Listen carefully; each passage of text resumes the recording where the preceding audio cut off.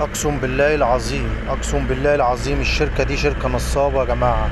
شركه التداول ديت والاستثمارات دي شركه نصابه بتاعت الست دي ست نصابه. واقسم بالله اتنصب عليا في 10000 جنيه، 10000 جنيه، 12000 جنيه، لان دي شركه نصابه.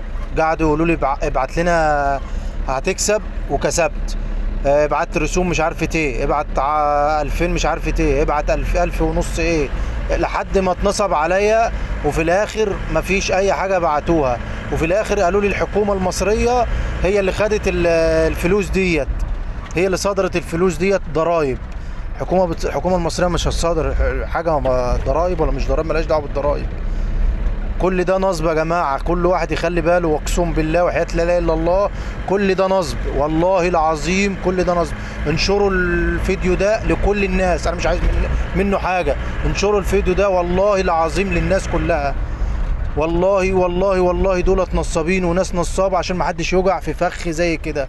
ويقولوا لكم ابعتوا كل الاستثمارات وكل التداول اللي على النت كلها نصب في نصب في نصب. والله العظيم نصابين، وانا اللي بتحمل المسؤوليه وانا اللي بتكلم. الناس دي ناس وسخه وناس نصابين، اقسم بالله العظيم ناس نصابين. وانا بعت اهوت الحاجه ديت، والله العظيم دي ناس نصابه، دي ناس نصابه. دول ناس نصابين ومحدش يتعامل معاهم خالص، ولا حد يوجع في الفخ باللي انا وجعت فيه. دول اقسم بالله ناس نصابه. انا يعني خدت فلوس من عيالي ومن كل حاجه، وصرفت وعطيت، وفي الاخر خدت خازوق. اقسم بالله خدت خازوق مغري.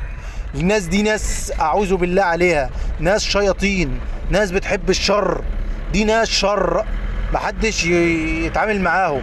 والله العظيم واقسم بالله انا انضحك عليا. مش عايز حد انا الفيديو ده انشره لكل الناس، ويدوه لكل الناس عشان الناس تعرف ان الناس دي نصابه، ان الناس دي نصابه.